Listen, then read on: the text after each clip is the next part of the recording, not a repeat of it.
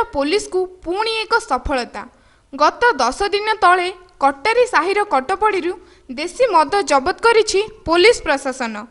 Police intelligence सूत्रु खबर पाई jungler विभिन्न उपात अंचल और माओ प्रवण अंचल रे पुलिस दलगत भावे जाई 100 लिटर देसी मद जबत करिछि एवं 4000 लिटर पोच नष्ट करिछि।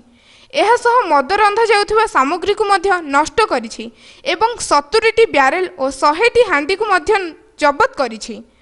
मद रांधुथिबा लोकमानंकु अरेस्ट करी कोर्ट फॉरवर्ड करिछि बालीगुड़ा पुलिस। स्थानीय आईआईसी और डीएसपी नेतृत्व में सफल चढ़ाऊ कर जाइथिला। एही भली कार्यक्रम लोकंक मध्यरे स्वागत योग्य होई परिछि एवं चोरा मद कारोबार को मध्य रोका जाई पारिबो। बालीगुड़ारू चंदन पट्टनायक रिपोर्ट, रिपोर्टर्स अपडेट।